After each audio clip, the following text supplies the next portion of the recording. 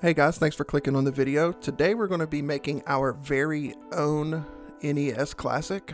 These are usually sold out around this time of year. Plus I found this old footage on my Galaxy S7, so I decided to go ahead and test out my new video editing software. This is my very first video with Adobe Premiere, so please excuse the Fisher-Price transitions and the generic graphics. I'm just trying to get used to this software. Speaking of that, if this is your first time on this channel, please consider hitting the subscribe button and also ring the notification bell so you don't miss any future videos from us. We've been very inactive, but I do plan to make new content about once a week right now until I get a permanent content schedule. But yeah, let's go ahead and jump into this time lapse here, get this built, and then we'll step over to the computer.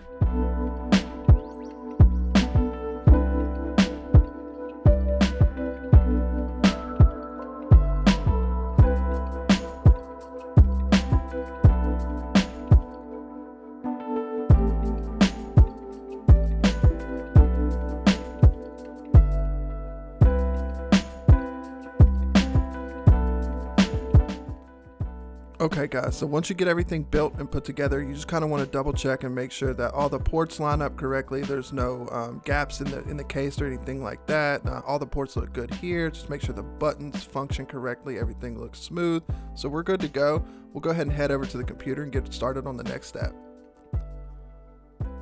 Once you get to the computer, the part that takes the longest is downloading the image. I got 128 gigabyte Retrorama Rampage V2. I'll leave it up to you which image you get and where to get your image from. I'm sure if you're here on this channel, you already know that part anyways. This part is very important. Do not forget to extract your .rar file. If you do not, you will not be able to burn that to your SD card later. Head over to Google, do a quick Google search for SD card formatter. Once you do that, just select the first one that pops up. And once you hit the download, it's going to give you an SD card formatter zip file. Go ahead and download that.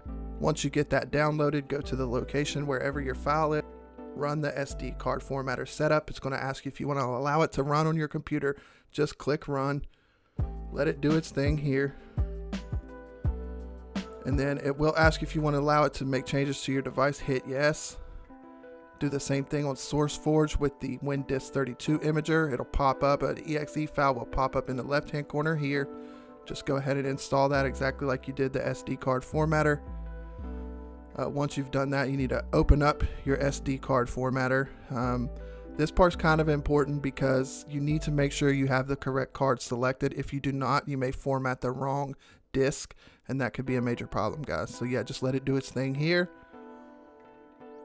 Once you do that, open up WinDisk32. Again, it's going to ask you if you want to allow it to make changes. Click yes. Now this is where you go in and select your extracted image file. It does have to be extracted once again, just so you guys know.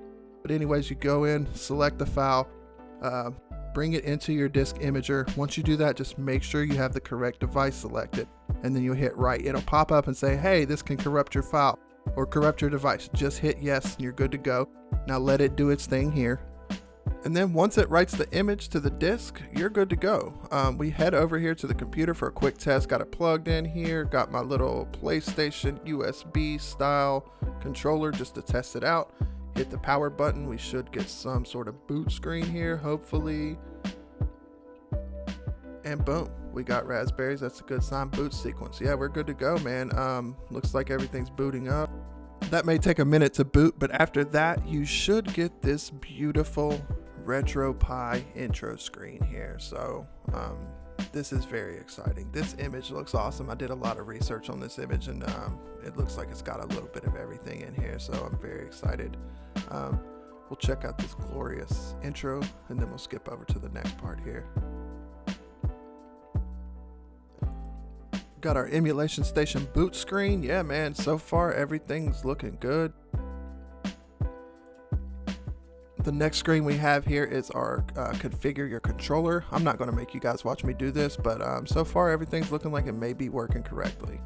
The next step is turn it on, and here we go. Browse through your glorious new game library. Look at this. This thing has everything on it. I'm not going to do a full review on the image. If you want to find that, they're all over the place, but this thing, oh my god, look at this. Nintendo clones, Virtual Boy, Game Boy Color, Game Boy Advance. Oh man, I'm gonna have fun with this, guys. But yeah, thank you very much for watching. I hope you guys enjoyed the video, and please don't forget to subscribe. You guys have a good day.